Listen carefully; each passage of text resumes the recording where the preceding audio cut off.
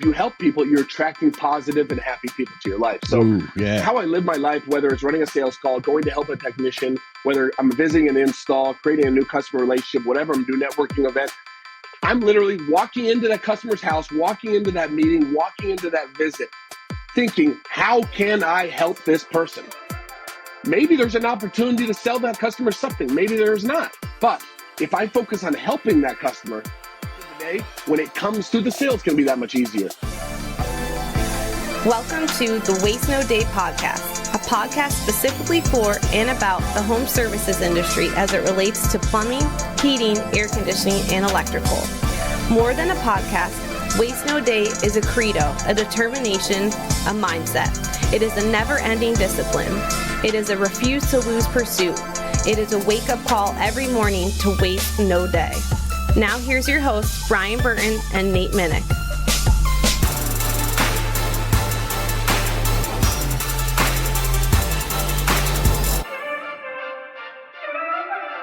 Hey, welcome to another episode of the Waste No Day podcast. Your host, Nate and Brian, hanging out with you again and looking forward to another great show. This time we got on Andy Hobaica. He's joining us today, and we're going to be talking about the idea of stop selling, start helping. I know that sounds a little counterintuitive sometimes, but we're going to dig deep on that concept and listen to how Andy is not only applying that into his business life, but into his personal life as well, which creates a really well-rounded and balanced approach. Looking forward to that conversation, but as we always do, before we get to it, we're going to spend a little bit of time talking ourselves, and we're going to turn to Brian for our quote. It is no use saying we're doing our best. You have to succeed in what is necessary. Winston Churchill. And I really wanted to try my hand at the accent, but I'm not good at it. There's no use saying he's got kind of a little higher pitch. I've watched 10,000 hours of World War II documentaries, so I can hear his voice in my head as well as I can hear yours. I'm sorry. It is no use saying we are doing up. He was a quote machine too, man, and all through World War II. I can't imagine how, England was getting bombed like crazy. The Nazis were sending these V2 rockets. They made these rockets just to be able to shoot from Germany to land over in Great Britain. Like they'd made this missile just to shoot off the ground and land over in England. And they were just rocketing the crap out of London.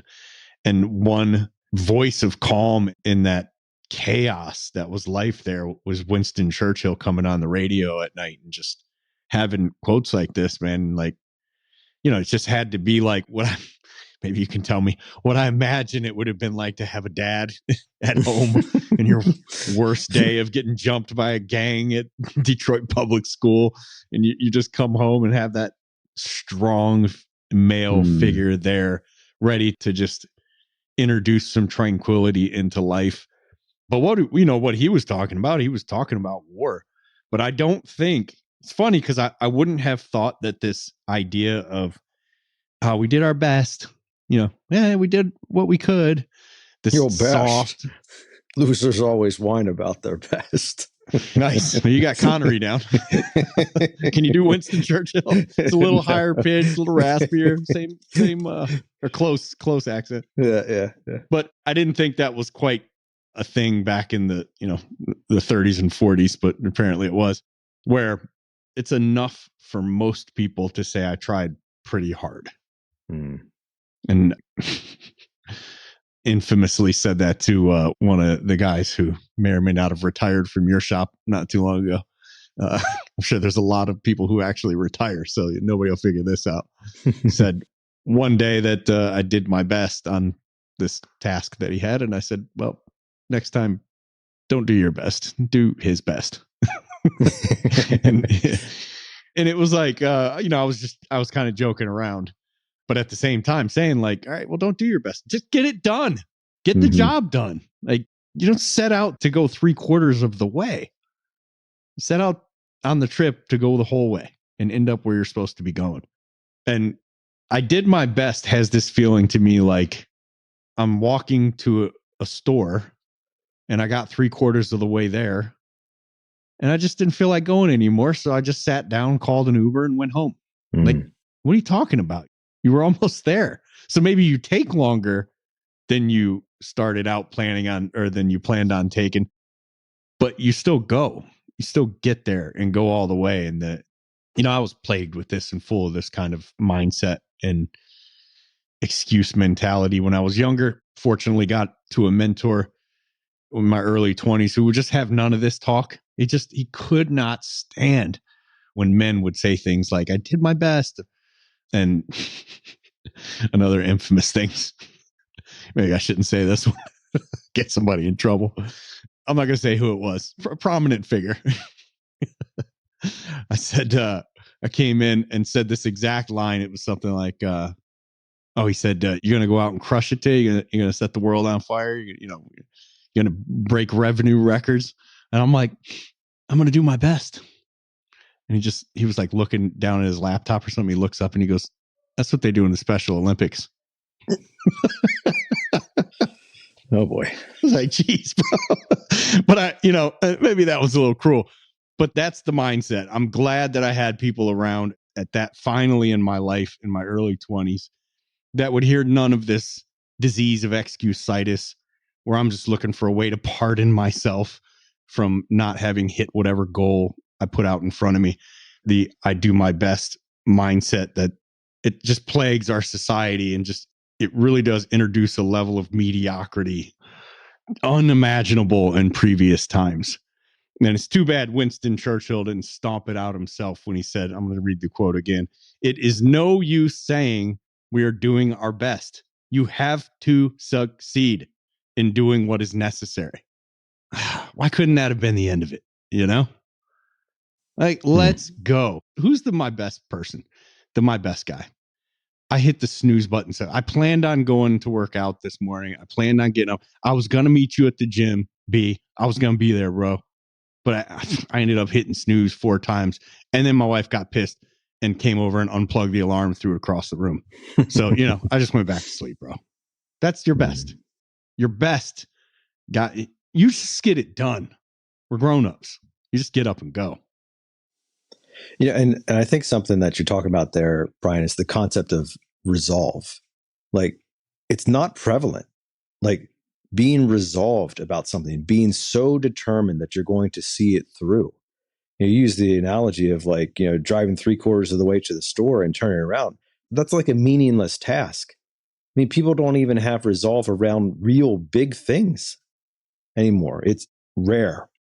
In a year or two here, the United States will celebrate 250 years. And one of the statements in the Declaration of Independence starts off by saying resolved, that these united colonies are and of right ought to be free and independent states. Resolved, meaning that when those guys said that, they were literally putting their entire family, heritage, and lives on the line. They were resolved to make the declaration. And I think we talk about the show being a waste no day. Yeah, I mean, waste no day, but waste no life, man. Like, get out there and go tear it up. Be resolved about something, whether it's a goal or an accomplishment or a dream or something like that, but be resolved that you are going to accomplish it and let nothing get in your way. And Andy's a guy who takes that same mindset and literally applies it daily. Like, the dude is a monster. And I'm excited to talk to him about that today. Well, herein lies the challenge. You're like, almost like forget waste no day, waste no life. Our life is just made up of days. Yeah. That's all it is. So I forget who said it, but excellence is made up of small habits. And a good life is built by what you do every minute, every hour of your day. Yeah. And a bad life is made up. Jordan Peterson talks about, man, it's just brilliant. And I wish I had heard it recently. It's been a long time. But he says everybody thinks that the big milestones are what your life's made up of.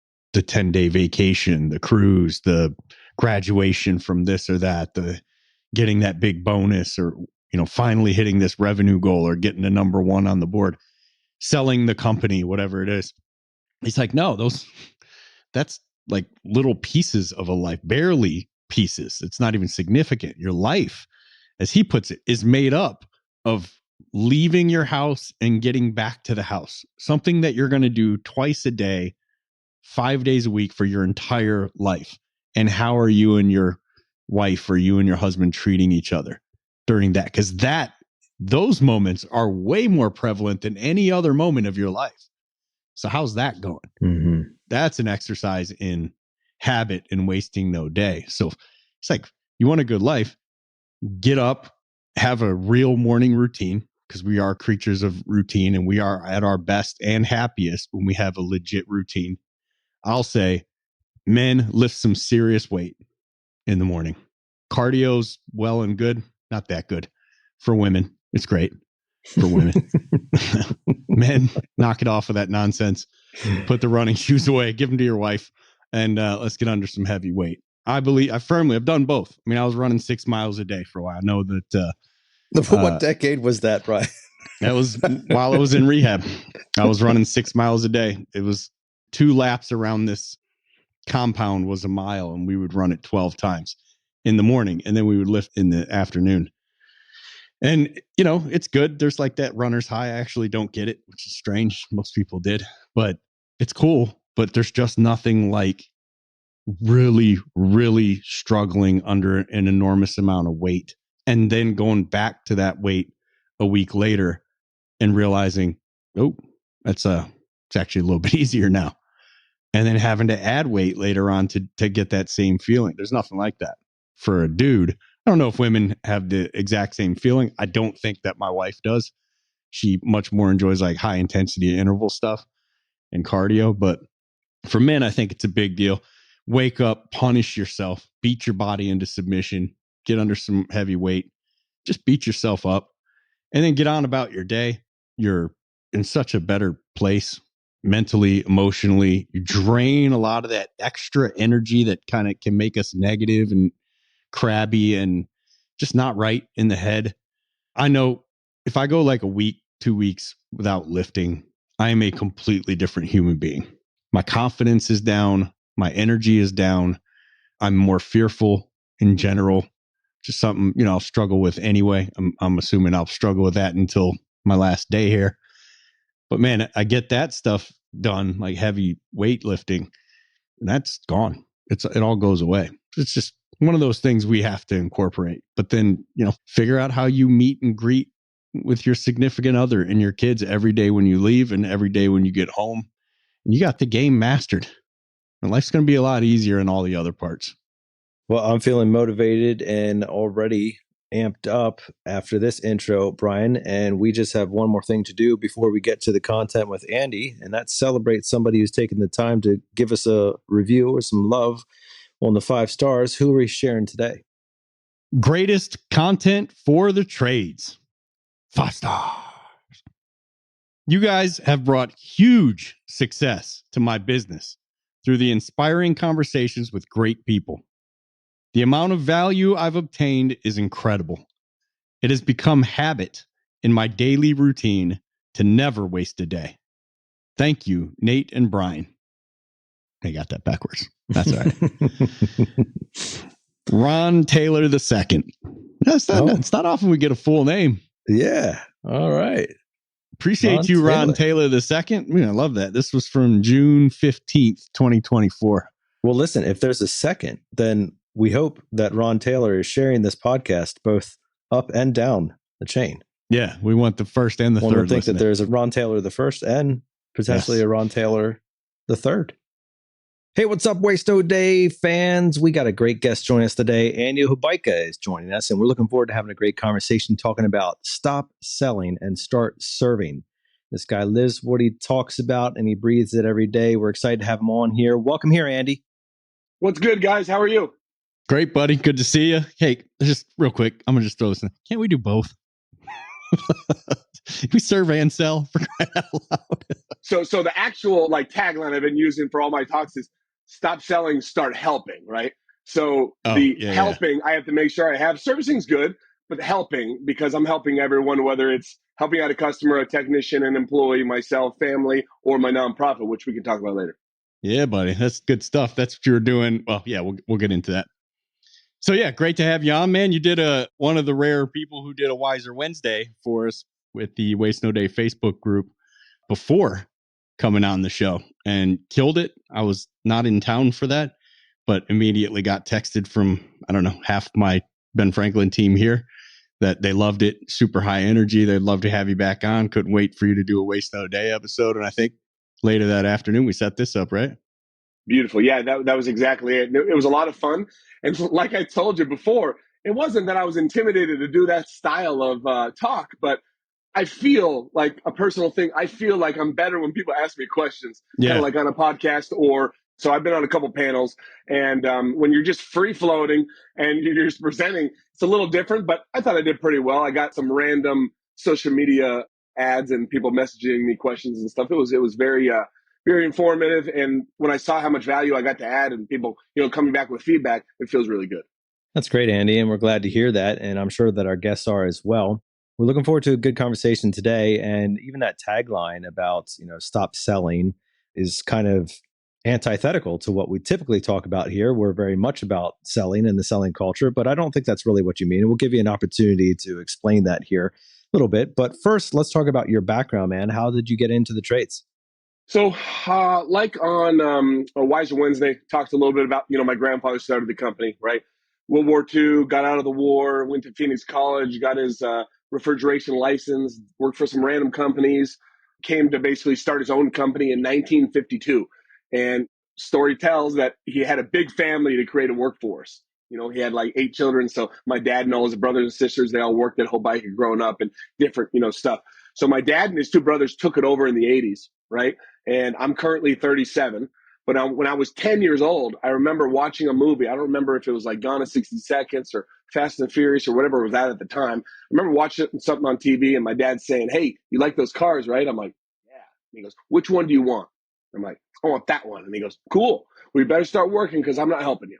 He got silent. Like, man, why ask, Dad? Really? No, Come on. right? So then he said, "Hey, summer's about to start. I know you probably already have some plans and your friends got some stuff going on, but you're more than welcome first day of summer to come to work with me, and I'll show you how to work hard and get what you want. And I guarantee you, if you listen exactly what I say and do exactly what I say, you will become a hardworking individual. You will outgrow all your friends and anybody in your life, as well as become a successful individual like your dad. And if you think I'm cool, then you can be cool like me. But this the whole thing of, when you turn 16, if you want nice things and you want a car and you want all these things, well, you better start working because I'm not helping you." And it was really good. So, that type of going to work with my dad, whether it was mowing people's lawns, whether it was watching people's dogs, I was always trying to make more money because at the end of the day, when you're a kid, getting very little by your parents that want you to work for what you got, you appreciate it that much more. But, started working for my dad when I was 10, and that was, riding around with different techs, helping them out, carry their tools. It was in the whole age of back then where you fixed everything. There was no replacements. We probably replaced 2 systems a week versus, 30 or whatever it is, to where you fixed everything. So I learned to fix a lot of things. I learned a lot of communication, talking with customers. And then I moved up to about maybe 13, 14 years old. Every summer, all the way to 19, I installed. So every single summer, all the way up to 17 years old, I was a lead installer. So I was doing my own package unit split systems with another lead because I couldn't actually drive a van until you're, 21. So then when I graduated high school, installed a little bit more, and then went full-time tech, got all my certifications, and was a tech for about 13 and a half years. So towards the end, so 10, 11, became a selling tech and started doing a little bit of sales. Then my dad finally gave me the opportunity to go into commercial sales, and I was literally going door to door to door to commercial companies and trying to get them on maintenance agreements just to get our foot in the door. It was rough, and you got a lot of rejection, and you really got to build up that resilience because, dude, I got 600 no's to 1 yes, but you really got a lot of no's, and it built up a lot of that helps me today. And then it kind of just folded into, hey, I think you're ready for residential sales, and the rest is history. That was about 8 years ago. Well, sounds like you had a good dad in your life, Andy. I mean, Brian's been plumbing. Still do. Brian's been plumbing since 1952, and he still doesn't have a nice car or has successfully actually put a water heater in. So. Or a dad, for that matter. Oh. But it's good to have that background, and I'm sure you're proud of that story and everything that's come with it. Certainly, he's taught you a lot about the work ethic piece, and it sounds like he was keen, at least opportunistically, about sales, and so it's pretty cool that he had that story too. A lot of people from that generation might have been a little bit more adverse to it than your story was. So it's great that you got that experience and that you were able to kind of develop into that. Moving into where you are now, like What are you currently doing like today? What does your day look like? So yeah, my day is I'm a comfort advisor, right? So whether I'm running a training call or tech meetup visit with a tech and trying to possibly, educate the customer to be able to create a sales opportunity, or going out on a quote to where giving a proposal to a brand new customer or a tech flip lead. Excellent. Excellent. And let's use that as the foundation block here. So obviously you've been through most of the hierarchy of the company. You served in positions all throughout everything, from the bottom the whole way up. And your key to success along the way, and I'm assuming, but maybe you can correct me if I'm wrong, I'm assuming this has been foundational for you the whole way along the line, or perhaps it was something that was revealed to you somewhere along the line, is this concept of stop selling and start helping. So first explain to us what you mean by that phrase. And then, has this always been your MO, or was there a time when this became apparent to you? So yeah, growing up, man, my dad always told us, help everyone first, and then it'll always come back to you, and put yourself second. So if you help other people, it'll always come back and help you out. But if you help people, it'll make life easier and you'll feel grateful. So everything will come to you. Kind of like when you hang out with that person, that friend of yours that everything always negative is happening to them. There's always something happening, like, oh, this happened or this happened. It's like, man, that doesn't happen to me. They're attracting all the negative energy. Well, if you help people, you're attracting positive and happy people to your life. So how I live my life, whether it's running a sales call, going to help a technician, whether I'm visiting an install, creating a new customer relationship, whatever I'm doing, networking event, I'm literally walking into that customer's house, walking into that meeting, walking into that visit, thinking, how can I help this person? Maybe there's an opportunity to sell that customer something. Maybe there's not. But if I focus on helping that customer, of the day, when it comes to the sale, it's going to be that much easier. Because if you focus on starting to help the person, it's going to be that much easier if you build that rapport. Because my favorite thing was, you go to a call to where this happened like 3 weeks ago, not saying any company names, but 4 large companies. You guys know the 4 names. If I said them right now, I'm not going to put them on blast. I talk bad about nobody. We're all there. I was the 5th company because the daughter wanted this lady. She's like in her 90s in Sun City, wanted her to get a 5th opinion. She was actually going to get a 6th, but actually now she's a Hobaica customer for life. Quoted her system because that's what she wanted. I asked her, why are you getting quotes in your system? What's your system currently not doing for you? She's like, well, it's not working. It's out. I'm like, okay, so you had a technician look at it? She's like, yeah, I had 4. And then 4 people quoted me systems. I'm like, okay. Because to be honest, I went outside. I haven't went in the attic yet. I went outside and the unit's only 7 years old. She's like, oh, they told me it was 17 or whatever it is. And I'm like, well, to be honest. 4 companies, bro. And they're all big, heavy hitters in the Valley. All too. These are big boys, right? All my main competitors. It's sad, but at the end of the day, what are you gonna do? So I told her, hey, you know what? I have some stuff in the truck. I used to be a technician. Let me take a peek. She said something about the motor or compressors overheating. I'm like, okay, let me take a look. Brian, Nate, blown fuse. So I replaced the blown fuse because I keep some random, turbo caps and stuff on my van just in case it's a hot summer day and you're ready to move forward, but you want to wait, then I fix it or whatever we got to do. But I put the fuse in there. She started crying in tears that her system's cooling and heating again. Everything's great. She signed up on a maintenance agreement. I got her to get a duct cleaning done. Like, we went over a couple things. And at the end of the day, who's she going to have replace her system? The one company she's going to call in 4 or 5 years. Who's she going to leave a Google review? Who's she going to rave to all of her friends and family? Because I showed up to help the customer. Now, if she wanted me to, sell her something, we could have done that, but it wasn't the case for that. Most people just move past it and be like, it's a sale. Why am I going to give this up? And, if there is a shot at the selling industry, specifically in the home trade services, it's pretty much that scenario there where, something is found and, well, anyways, the sale's already done. Let's just get this thing done. And, most times the homeowners probably doesn't know about it. They probably never find out. And, it is what it is. But there's a very strong contingent of people in the trades that follow up on somebody in that scenario, and they are the second man in, and they find that blown fuse, and they find out that you were trying to go hard at the system replacement and all this stuff. And then here's the reputation. Oh yeah, I know these guys. They do this all the time. They're ripping off old ladies, et cetera, et cetera. There is a large gap between the people who think everybody else is ripping people off and the people who think that they are justified in fixing that fuse. So help us understand, where is the right place to be in that scenario? Because there's certainly logic that replacement does make sense. And there's also logic to say, but hey, sometimes fixing the fuse is what needs to be done. How do we live here? Yeah. So, great question, Nate. I appreciate that. So, my rule of thumb, what I tell most of my homeowners, whether they bought a system from us, whether they're a maintenance customer or going out there for a tune-up, I always tell everyone to plan for replacement between that 12 to 15 range in case you have something big happen. If you have a $5,000 repair that comes up and it's a 14-year-old system, I'm not going to recommend you repair that system. But at the same time, if that system is under warranty and needs a repair and they're going to just pay the labor and it's 7 years old, well, there's a give or take there. I'm going to let the customer make up their mind, but I'll always give the option if they're open to it. It's kind of like one of our technicians go over, one of our comfort advisors go over, no matter who it is. We don't quote anything until the customer actually wants to see it. We're going to come down, we're going to explain everything we did, what we found, show videos, show pictures, and then say, where would you like me to go from here? And then the customer's going to say, well, sounds like I need to make this repair or at least look at it. Can you give me an option on that? Sure. Would you also like me to get a comfort advisor out here or go over options of replacement because it's 14 years old? Would you like that? Great. Before we make this big decision, I recommend someone comes out. So we get their permission before we make any of those things, but I always want to educate the customer as much as possible. Okay, so obviously you're coming at it from an HVAC background. I don't know if you have any cross trade in your history or your story at all. In a system replacement, there's definitely like an age span, typically 12, 15 years, whatever, depends where you are in the nation, all that. Sure, okay. When you get into plumbing and electrical, while sometimes there are ages on pieces of equipment, there's also just a level of degradation. When do you replace your wiring? When do you replace your piping?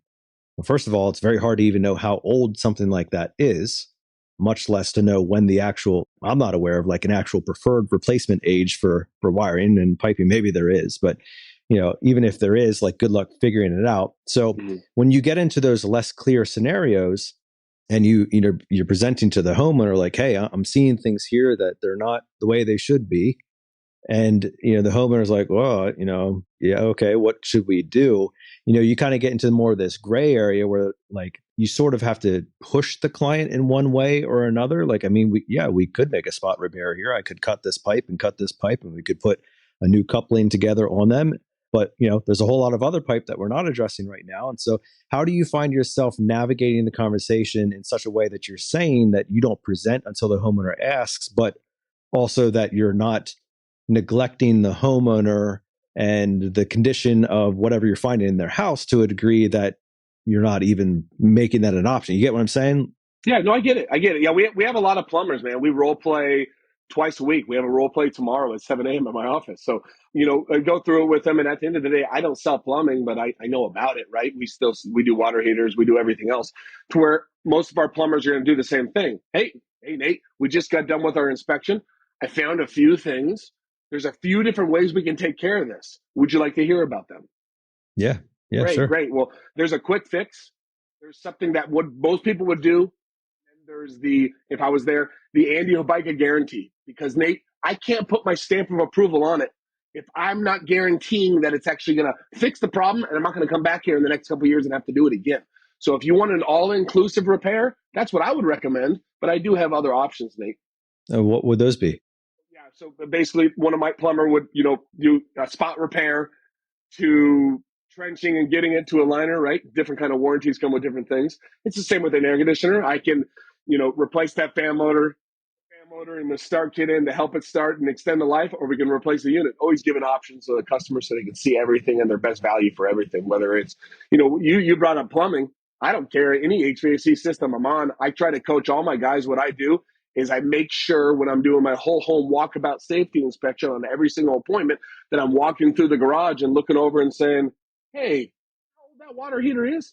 And they always say, no, or maybe it's 15 years old, or I think it's original to the house. Well, so it's at least 10 years old. To be honest, Nate, I'm not a plumber, but we do it. Every time a water heater hits 10 years, I recommend replacing it at my own house or any of my customers, because have you ever dealt with a water heater blown? Like when it blows, technically blows up, right? When it cracks. Have you ever dealt with that, Nate? No? Just 2 weeks ago, a lady down the street, about a mile from her, we had to do one for her. She had to get a remediation company out. We had to deal with mold and mildew and all this crazy crap. It was the biggest headache in the world. When she would have just been educated that at 10 years old that we recommended to be replaced, she would have done it. So I always recommend we do that. But, it's not while I'm here.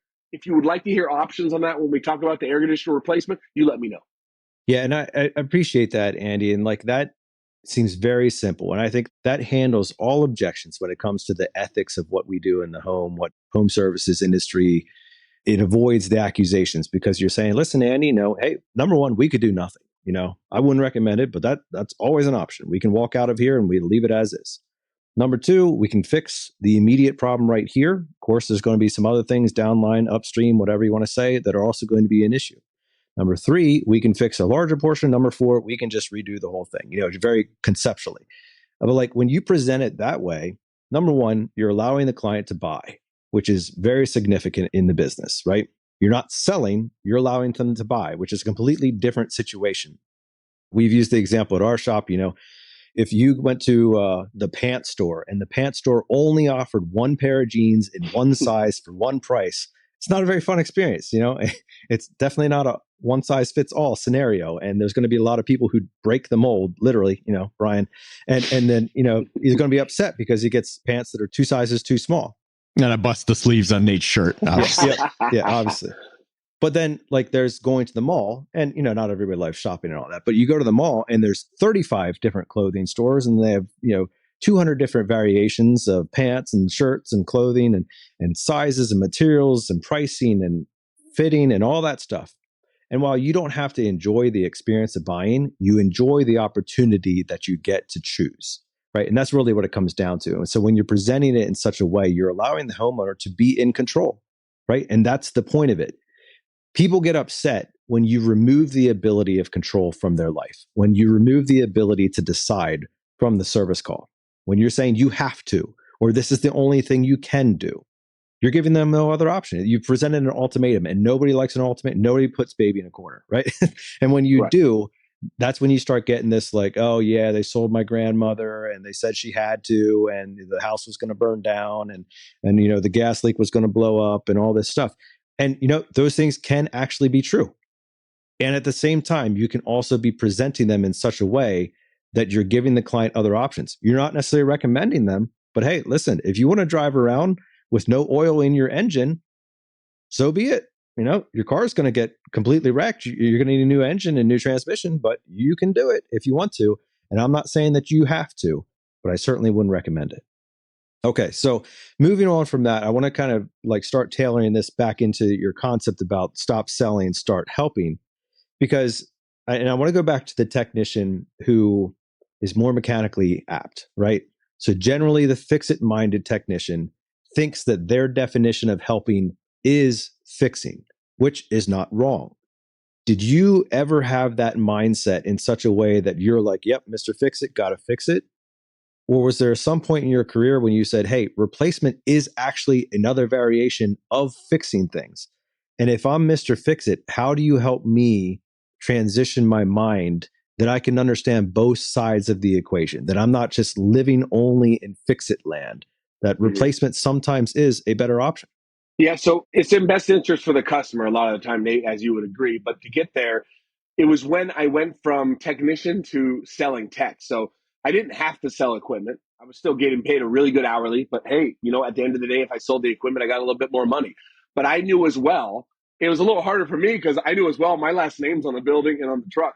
If I do anything dishonest, one, I'm not going to be able to sleep at night. Two, my dad would fire me. And by the way, the one little thing we missed in the beginning was I did get fired 4 times. So throughout my career, working with my dad was really rough, but me and my dad are best friends now, so it's good. But it's funny. But yeah, so the whole thought of if I did something wrong and let my dad down, I wouldn't be able to live with myself. So I always thought if it was in best interest for the customer. But again, giving the customer all the options and then asking them, would you like my recommendation? Nate, I wouldn't recommend that you put $3,000 in this 16-year-old system. It's on a refrigerant that's starting to be phased out.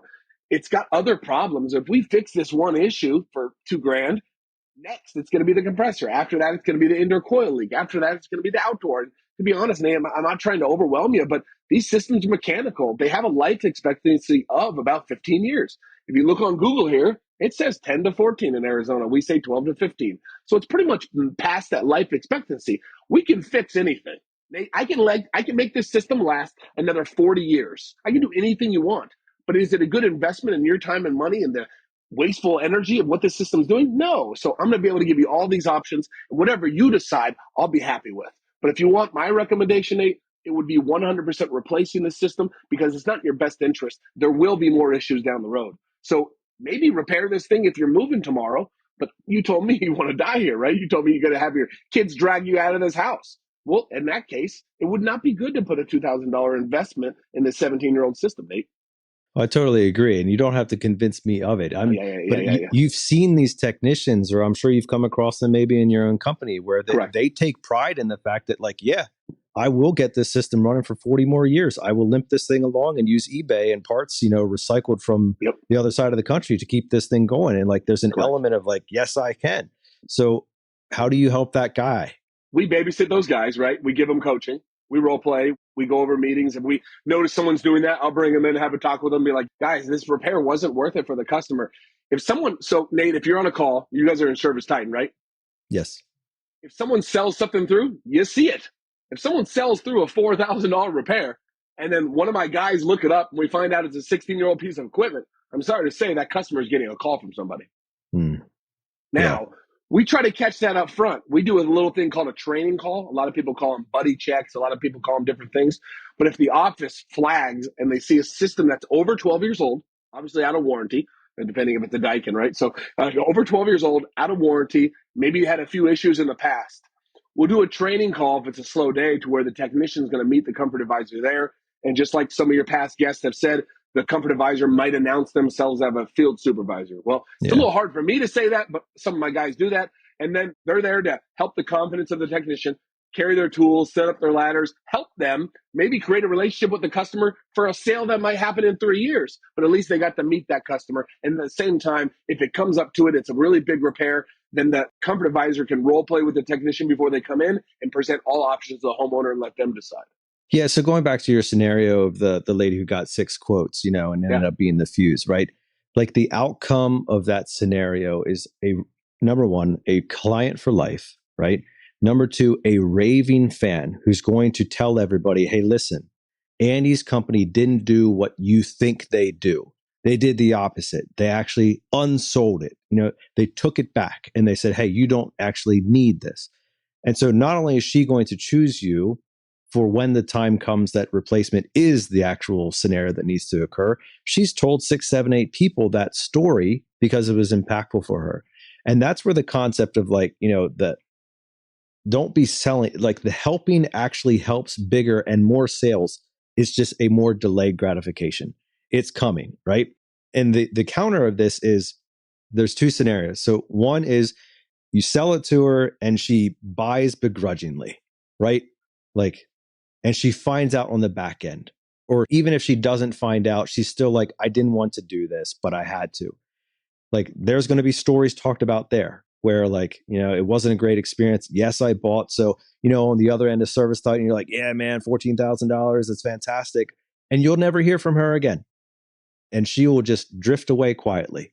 And you have no idea what happened there. And she'll just stop using you. And then the worst scenario is the one who will light you up on every social media channel available and tell all their friends and go on the social media neighborhood groups and everything else and just blitz you. Was it worth it? Was that $14,000 sale worth it? Or would that $100 fuse repair have actually bought you more in the long run? Correct. 100%.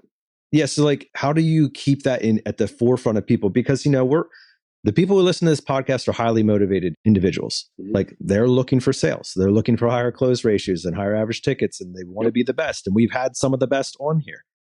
And, the counterintuitive nature is well, I can't surrender a 5-figure sale. I need that money today.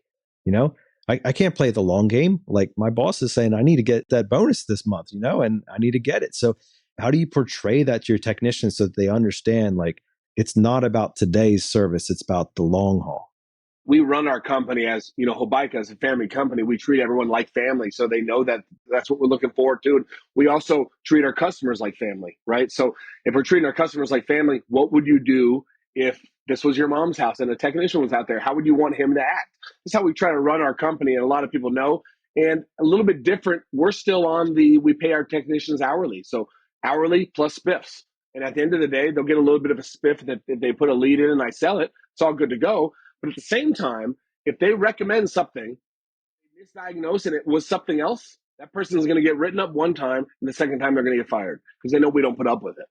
So we don't have anyone selling a customer something they don't actually need, because we look at everything to where it's a brand new customer and there's a bad compressor. We're not quoting that until a supervisor goes out there and looks at it. And I have 4 field supervisors. Now, Andy, in your company, do you do recruiting of existing technicians or do you farm grow everybody? So both. Okay. Right? So we actually have a hiring event. Anyone in Arizona that's listening, not trying to take anyone from another company, but someone else that's listening from somewhere else, or you're moving to Arizona, we have a hiring event every third Thursday at 6:30. So literally every third Thursday, every month, and we always get people out of it, whether it's, man, to be honest, my favorite technician pick is an 18 to 20-year-old kid with no baggage. Yeah. So we send them to NTI on our dollar, right? So they go to NTI, they go half field, half school. We pay them minimum wage to sit in class. They graduate debt-free with a job. Yep. Yeah, I love that. And the reason I'm bringing this up is because I'm curious to get your feedback on it. So the whole concept you're talking about there, which I assume if you're living and breathing it, this is kind of the ethos of the company. Like your core values probably line up with this. Like it's very much who Andy, in the company is, right? So as you've tried to ingrain that into your culture, is it easier to teach that concept to an 18-year-old, no skills, no concept, or to a 7-year veteran who's transferring in? So then the next obvious question is, well, how do you get the transfers? How do you get the existing guys to, number one, understand the concept, because it can be counterintuitive, and number two, like, how do you hold them accountable? You mentioned the disciplinary stuff, which is fine, but like, what's the carrot for them to like kind of wrap their mind around, like, this is good and this is like what everybody's doing. This is what I want to do too. So they'll come to the hiring event, whether they're a goat or not, whether they're going to come to it and at least present. Our hiring event's really different, where we'll have 15, 20 people in the room. We have them stand up. We talk about the company. We'll have them stand up and answer 15 questions on the board.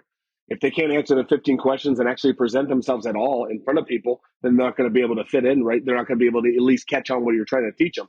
So we do not hire a lot of people that come from other companies. Now, if you're extra extraordinary and you're over the top and you're good at talking to people and I feel like I can trust you, I'll give you a trial run, but you're going to get weeded out really quick, because unfortunately, we had to hire a guy like 2-3 years ago, and he was good for the first couple months. And then he started doing stuff that wasn't Hobaica quality, wasn't the Hobaica trust factor of helping first and then getting the sale later. My technicians weeded him out within a month of saying, well, I heard he did this. I heard he did this. I got complaints up the wazoo of, this isn't how we run our company. This guy's giving us a bad name. Sat down with him and had to let him go. See, and you mentioned there the word trust. And really, if I could summarize what stop selling, start helping is, that's where it's rooted in, which is the complete opposite of why people hate sales.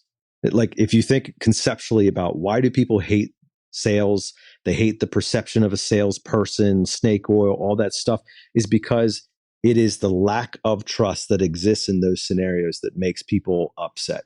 Like the used car salesman who gets one over on you and says like, yep, just sign here, and you walk away and the car breaks down, 500 feet around the corner, and he says, sorry, no refunds. Like, it's the lack and the breach of trust which creates this just animosity towards sales in general.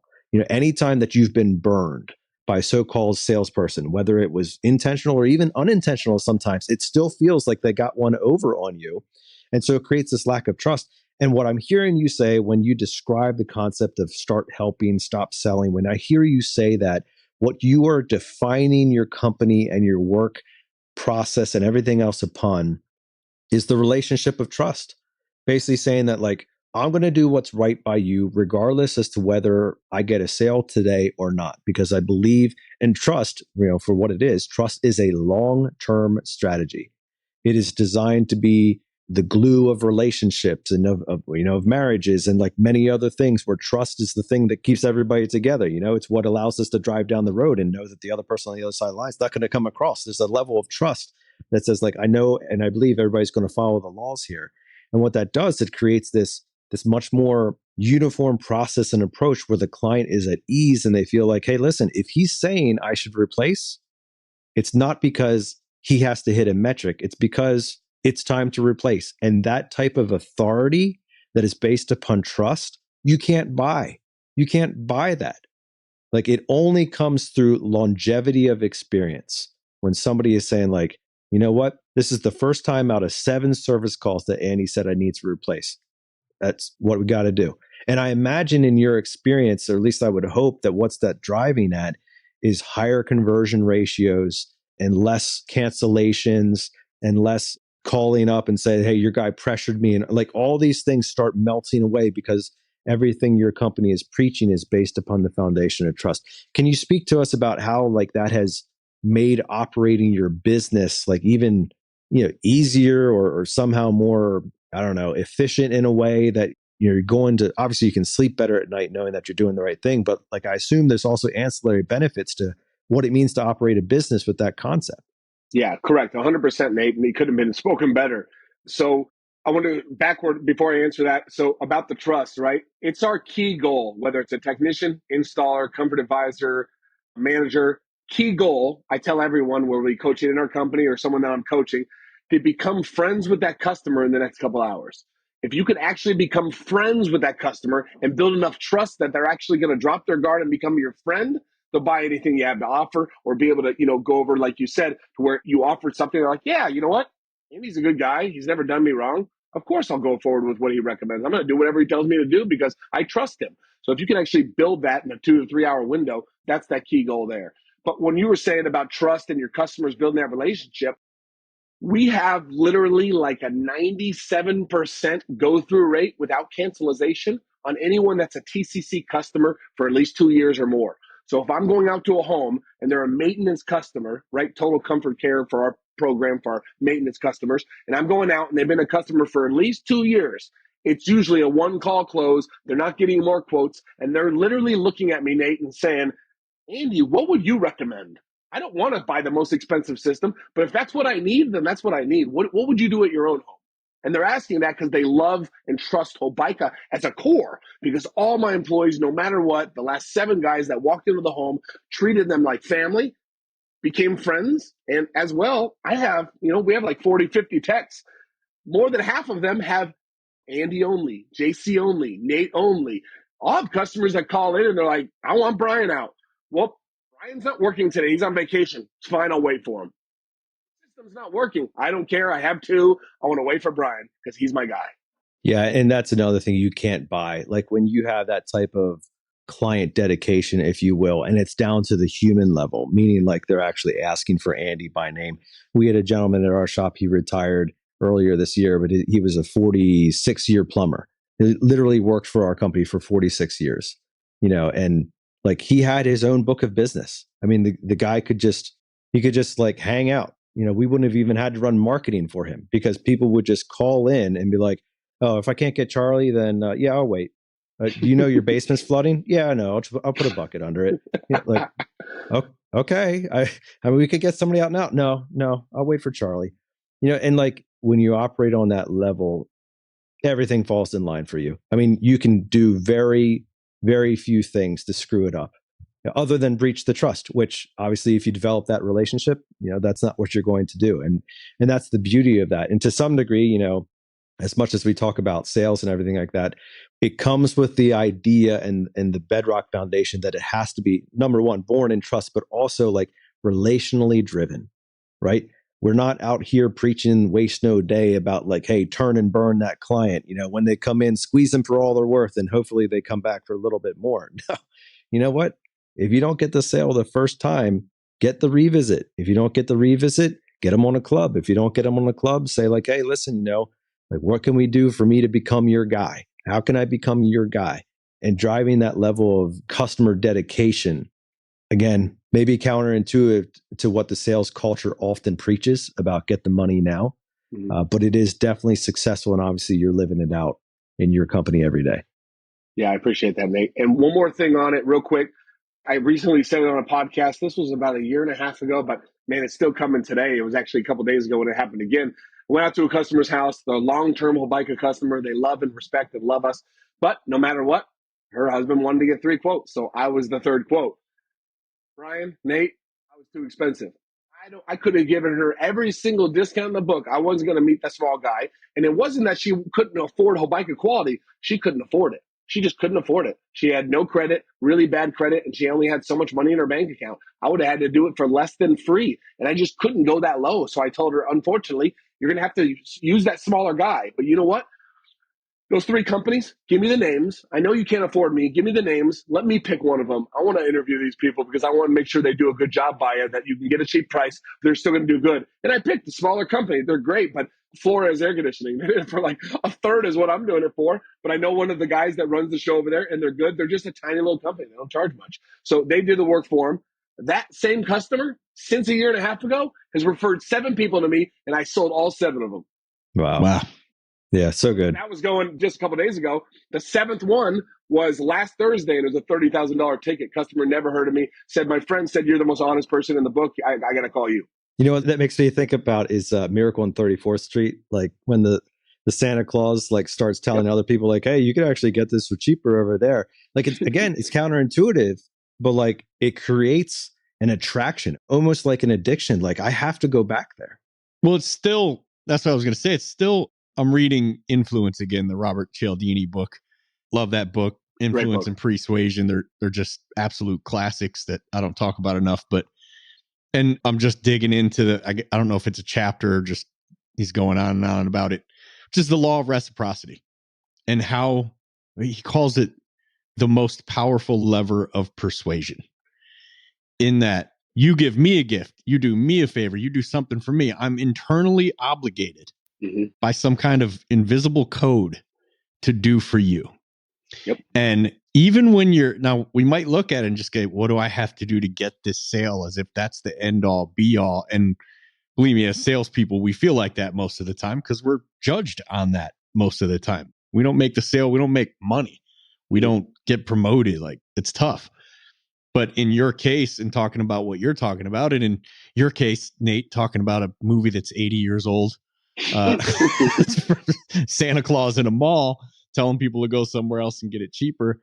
Those people still feel obligated to return that favor. And had you figured out a way to get that done or not, if she can't do it, stormed out the door like people still do in this day and age. Slam the door on the way out, or just, you're a waste of my, without saying it, just feeling you're a waste of my time, lady. Let me get out of here. No empathy or real care for the person they're dealing with. Instead of trying to help, like you stayed and did. And what did you get out of it? Even if you got the sale, you lost 6 sales. Correct. Because 7. Of what you did, you got 7. So you would have just got her and not the other 7. So the law of reciprocity is so much more powerful and deep than just what can I do right here and now to get the sale. And we do use it as an absolute lever in our favor. We all use it all day, every day, whether we know it or not. Read the book Persuasion for sure. If you haven't read it, if you've read it, read it again, and listen to Robert Cialdini, who's a professor at Arizona State. Really break down communication in just the coolest way. But yeah, so love the idea, love the way that you go about doing business and treat your clients. There's a couple of things that I want to touch on definitely before we have to wrap up. And one of those things is what you call your miracle morning. I know you and I share something in that. Have you guys read the book? No, I haven't read the book. I was talking about your personal miracle. Yeah. So I took the book and then I basically made it my own. But if you guys haven't done the audio book, I forget his last name. I get called out all the time, but the guy's first name is Hal. The Miracle Morning. Good, real quick audio book, quick read. You want me to go into it real quick? Yeah, go ahead. I took his. If you listen to the book, a lot of the stuff I say will come out. I just made it my own because he works out at a different time or whatever we're doing or what he's going to eat in the morning. But no matter what, I wake up at 3:10 every single day. People call me on my BS. I'll show them my phone, 3:10, 3:15, just in case I don't hear the first one. But what's going to happen at 3:10? Your alarm is going to go off. Who do you not want to wake up? Your spouse. The entire house. Your spouse. The entire house. At that point. So you're going to try to turn it off as fast as possible, right? But the key here is not to have your phone or your alarm clock next to your bed. You want it on your dresser or inside your bathroom, so you actually have to get out of bed to go get it, right? So you hear it going off. Oh, I'm up. I don't want it to keep going off. You have to run over to it. You turn it off, hit snooze, whatever you got to do. Right next to your phone, have a 32-ounce glass of room temperature water. Down the water. Just make yourself, it's just normal. Down the water. Now try to go back to bed. you're probably not going to be able to go back to bed. The reason why you're so tired is because you're freaking dehydrated. You haven't drank water in 6 to 8 hours. So you down the water, and then from there, I literally go to my bathroom, wash my face, brush my face, brush my teeth, and then I look up. Now, I can't cuss, but BITCH, it says, you are BITCH. On your mirror. Like, no, I'm not. It's a little sign above my mirror. No, I'm not. So I get out. I'll do a little pre-workout, maybe a little 100 milligrams caffeine sometimes, depending on how tired I am. I'll play fetch with my dogs. And then no matter what, 7 days a week, whether I'm meeting a friend there or not, I get to the gym, one of 4 locations I go to on the way to work, and I'll go there at 4 a.m. on the dot every day, okay? So from there, you get out of the gym, maybe I'm going to sit in the sauna, go in the jacuzzi, listen to an audiobook, whatever I got to do. Whether I'm going to my office or back home, get into a desk, I'm going to write down my daily goals, my quarterly goals, my yearly goals, and my 10-year goal. Like, I'm going to write down all my stuff. So I make sure I write it down and stare at it, that what I'm going to actually accomplish today and the next week and the next month. So obviously you guys know, if you write it every single day, if you write it down, you know exactly what you're going to go for that day and exactly what you're going to do, especially the 3 good deeds, what you're going to focus on that day to get done and actually make yourself a better person and help more people. So I'm writing them down every single day. Go into the 3 good deeds. Yeah, so 3 good deeds, man. Just 3 good deeds no matter what. I'll go all the way up to like 2, 3 o'clock in the afternoon. I'm like, oh my God, man, I've only helped one person. I'll have to go do something, whether go find a homeless person on the street and go buy them food, or whether, see someone on the side of the road and helping them out, man. You know how many times I've stopped and helped people change tires? Probably 500 times. So always looking to help more people. And if I haven't hit my 3, I can't go home for the day. I'm not messing with you. Sometimes I do more than 3, but if I focus on 3, at least 3, I'm going to make sure I go above and beyond to help more people, because you never know what's going to happen. Again, go back a little bit. 2 years ago, I stopped on the side of the road. This lady had her hazards on. I want to make sure she was okay on the side of the 17 in Greenway. I get off, get beside of her. I'm like, hey, ma'am, are you okay? And she's like, actually, I'm not. I went to go change my tire, and I noticed that I don't have my jack. I'm like, well, I got a jack. Do you mind if I help you? I helped her change her tire. Didn't ask for anything. Didn't give her my card. Didn't do anything. 3 days later, she called my office, gave me a raving fan. Oh, this guy stopped by. I don't remember his name, but he was in van 42, and he was great. She's now a customer, and she bought a $20,000 system from her. Mm-hmm. Yep. So focusing on the 3 for sure, right? Write down my goals, write down the 3. And then the last thing I do before I get my day started is I do my random text message calls to at least 3 people. I like 3s. I think it's in the book. But basically, I do my 3 calls, 3 text messages. So I'll go through my phone, find someone I haven't talked to in about 6 months or longer, maybe a couple years, and I'll shoot them a text message. Hey, Brian, Andy here. Hope this is still your number. I know we haven't talked in a while. I've been really busy with the family. Hope everything's great. If I can make your life better, let me know. I'd love to help you out. Have a badass day, my friend. You never know what that's going to actually become for that person. You never know whether that person's thinking bad thoughts and you're going to talk them off the ledge, whether they haven't talked to you in a long time, whether they have a referral for you. Like, you never know what's going to happen. You know how many times I've texted those people I haven't talked to them in a year and a half, and then 6 hours after the text message, they get back to me. And it's so funny. I bumped into someone at the store. They need your services. I'm not messing with you. That's really cool. Curious, do you have anybody left in your phone that you haven't texted at this point? Oh, you have a bigger contact list than I do then. Humongous network, Nate. Humongous. And then the last thing about the Miracle Morning is, you guys would agree, on the way to my first call, whether I'm driving to a call or anything, I don't care what it is, I'm either listening to a podcast or an audiobook. And to be honest, you guys need to advertise more. I'd never heard of Waste No Day up to about 7 months ago when Doug Wyatt raved about it and told me, dude, you got to listen to this podcast. My episode's coming out soon. I'm like, well, anything you say, Doug, I'm going to listen to it. So I listened to a couple episodes, and then obviously Doug's was freaking on fire. Longest podcast you guys have ever had. Yep. Also the longest Wiser Wednesday at just over 4 hours of one trading. And Doug's an amazing individual. Shout out to Doug. Good friends. He's amazing at what he does. I've used him. I've referred him. He always gives me shout outs because we get along in our personalities, but he's an amazing human being. So that's the Miracle Morning. And I start every single day just like that, every day. And the days that something bad happens, or I got to take care of family, or one of my kids sick, and I'm actually going to go through that, dude, my day's not as good. It's like half as good. Yeah. We just recently had Jocko Willink on the show, and I was bragging after the show to Nate. Still, to this day, buddy, I get up earlier than anyone we've ever had on the show, including Jocko, until today. Today that all went away. I'm guessing there's some people out there who are listening to the show who are actually only going to bed at the time that you're waking up sometimes. So, that's for sure. Well done, Andy. A younger Brian was that guy and still got in my truck and went to work. I'll go over it. Like, didn't matter. You know, it's actually funny, Brian. We'll go on a double date, whether me and my wife want to do something and people are like, hey, we can get dinner. What time do you guys want to get dinner? I'm like, preferably 5, 6, yeah, maybe 5:30. And then they're like, and we can go out and get drinks afterwards. I'm like, well, I only drink on a special occasion. I rarely drink. We can go somewhere, but I got to be home by 9 o'clock at the latest because I got to be up at 4 or 5 o'clock, maybe sleep in an extra hour on a Sunday. But I'm waking up, I'm going to the gym. Otherwise, my day's going to be crap. And I'm not going to be able to give 100% to my employees, myself, my customer, whether on a weekend. I won't be able to give 100% to my kids, my wife, my family. I have to give 100%. I might as well go back to bed. Yeah. The Miracle Morning, Hal Elrod. Forward. There you go, baby. There you go. Robert Kiyosaki. Hey. Love that. Awesome. So last thing I wanted to touch on with the few minutes we have left. Man, I can't remember what it was called, but Michael Vanitas was talking to me about it, which is your charity. Vanitas, sorry. My man, one of my best friends. Have you guys had him on the pod? No, we haven't had him on yet. Yeah, he wouldn't talk sales, but man, you want to talk about a ball of information. One of my best friends, one of the people that I trust more than a lot of my family members. Me and Mike have grown very close over the last year. But man, talk about marketing and help you guys out with your business. He gives it away all for free. Talk about helping people, man. He loves it. And he comes to all my charity events. Yeah. What do you call the one that you guys were doing right around Halloween? One bag? It's the same. One bag at a time is my nonprofit. One bag at a time. Okay. Mm-hmm. That's what it was. Yeah. Go into that a little bit.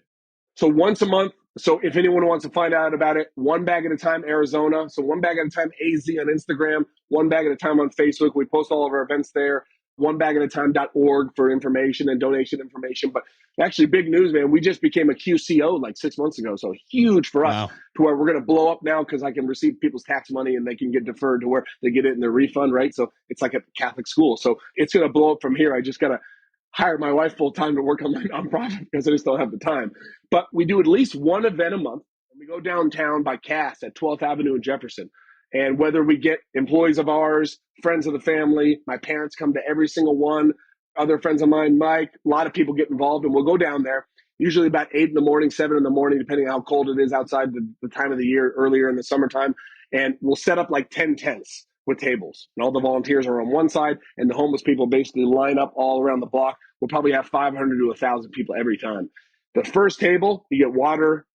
3-4 tables, you get non-perishable food items, like stuff you can put in a bag that's going to last a while. Sometimes people make sandwiches and different stuff, so we'll put that at that item too. So a lot of different food that they can last in their bag for the next week. Then we do socks, non-perishables, as in like travel-size deodorant, shampoo, baby wipes. And then when we started growing and I actually started getting money in my account, I know I'm going to be able to do it big. We got really big with Hobaica services on promo products from Alibaba. So my dad has a direct contact with like different people at Alibaba and said, we want shampoo, we want conditioner, we want little baby wipe pouches that are reusable. We want all this different stuff. So if you buy enough of it, it's very cheap for a nonprofit as well. And then to get your label on it. So we got baby wipes, shampoo, conditioner, we got deodorants, all this stuff with one bag at a time on the front of it. So I actually know where it came from. But we just go out there and we call the events Creating Smiles. And we do it at least once a month. And hey, stop selling, start helping. Man, so I don't want to embarrass anyone, but I do have currently 2 employees that have worked for us or are currently working for us that were homeless at one time that I met them at events. Turned their life around that I met them and gave them a chance. Yeah, wow. But yeah, we just love helping people, man. And to be honest, when we go, like, man, Service World this last, a couple months ago when I spoke at it and gave the keynote, I wasn't able to do one that month. We did one the next week and that following month, like good to go, but I missed it. So like 3-4 weeks hadn't come and helped out the homeless. I missed it, man. I really do. I miss it if I'm not able to do it. So we really blow it up with you can do your 3 things good for the day, but when you can help out 500 to 1,000 people in an hour and a half, man, talk about those people, how grateful and thankful they are. You create a lot of smiles. You get to pray with people. You're just giving these people the little hint of someone actually cares. And they all come up and say, what church are you a part of? I'm like, well, I'm not doing this for my church. I'm just doing this because I want to help more people. And then you'll see some of those people do a full circle and come back and help with the nonprofit now that they're not homeless. Yeah, That's great. Where'd that passion come from, Andy? My family. So every single Sunday we'd go to church. I grew up Catholic, right? I'm Christian now, but we grew up Catholic. We'd go to church. Right after church, we'd do something, whether it was a soup kitchen, whether it was going to a different nonprofit, helping packing bags, doing something with the homeless, passing out turkeys on Thanksgiving. We always did something because my dad always said, if you help more people, you always come back to you. And I just loved it to where I got into my teens and like high school, college, and was like, you know what I miss doing? I miss doing that stuff when I was younger. So I said, I'm going to start my own thing. And it started with me and a couple of friends packing lunch bags and passing them out. And then I said, how can I do this on steroids? If we have a line of tables with a lot of different stuff, we'll be good to go. Got a couple different friends involved. And then one of my best friends, Ted Young, he's actually my financial advisor. I met him in a networking group. He's my vice president, and he's the reason I'm a 501c3 and QCO. I'm the high energy person that can get the word out there and make stuff happen. He's the paperwork guy. Sound familiar, doesn't it, I Nate? can't do that. I can't do paperwork, man. No, thank you. Let me ask you a quick question. Maybe you have the answer, maybe not. I'm a just electrician in Mississippi somewhere. You don't know me. You don't know my area. I'm listening to the show. I love what you're talking about right now. I would like to get involved. I don't have the resources. I don't have the family, but I want to get involved and give back. What do you recommend to somebody like that? You're talking about like a donation? Just what could someone do that you know of to just go get involved with giving back? Not money, but like time. Yeah, I get it. So I would help them, have them message me on social media, shoot me on Instagram or Facebook, shoot me a direct message, and I'll help them get involved a small fraction of what we do in their own community. And maybe that'll motivate them to start something themselves. Awesome. Yeah, that'd be cool. If this I've would had be it the happen, first, bro. I've had it happen. So not on a podcast, but I've had people that either helped or saw me on social media. I've helped 4 people start nonprofits that literally identifies one bag at a time in their state.